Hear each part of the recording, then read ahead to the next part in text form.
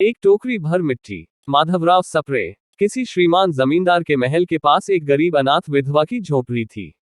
जमींदार साहब को अपने महल का अहाता उस झोपड़ी तक बढ़ाने की इच्छा हुई। विधवा से बहुतेरा कहा कि अपनी झोपड़ी हटा ले, पर वह तो कई जमाने से वहीं बसी थी। उसका प्रिय पति और इकलौता पुत्र भी उसी झोपड़ी में मर गया था। पतोहू भी एक 5 बरस की कन्याओं को छोड़कर चल बसी थी। अब यही उसकी पोती इस वृद्धाकाल में एकमात्र आधार थी। जब उसे अपनी पूर्वस्थिति की याद आ जाती तो मारे दुख के फूट फूट कर रोने लगती थी, और जब से उसने अपने श्रीमान पड़ोसी की इच्छा का हाल सुना, तब से वह मृतप्राय हो गई थी। उस झोपड़ी में उसका मन लग गया था कि बिना मरे वहां से वह निकलना नहीं चाहती थी। श्रीमान के सब प्रयत्न निष्फल हुए, तब वे अपनी जमींदारी चाल चलने लगे। बाल की खाल निकालने वाले वकीलों की थैली गरम कर उन्होंने अदालत से झोपड़ी पर अपना कब्जान करा लिया और विधवा को वहां से निकाल दिया। बेचारी अनाथ तो थी ही, पास पड़ोस में कहीं जाकर रहने लगी।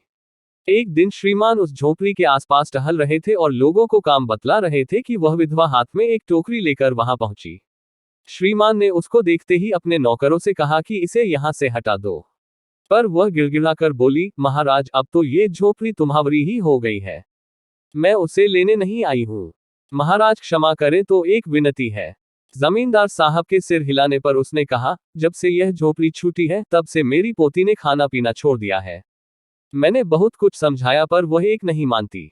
यही कहा करती है कि अपने घर चल, वहीं रोटी खाऊंगी। अब मैंने ये सोचा कि इस झोपड़ी में से एक टोकरी भर मिट्टी लेकर उसी का चूल्हा बनाकर रोटी पकाऊंगी।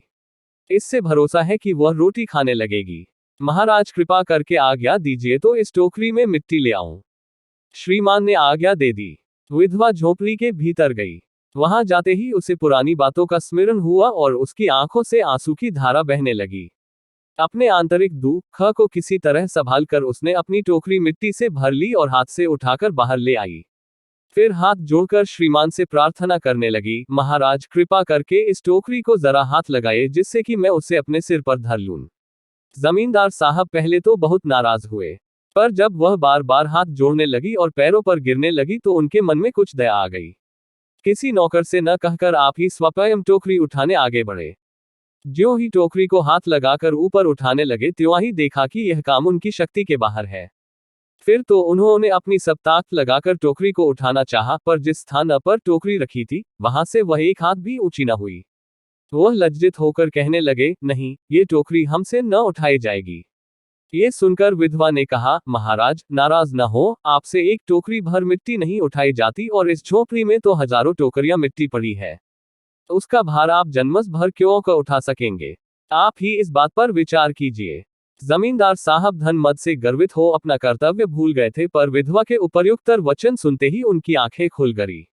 कृतकर्म का पश्चाताप कर उन्होंने विधवा से क्षमा मांगी और उसकी झोपड़ी वापस दे दी।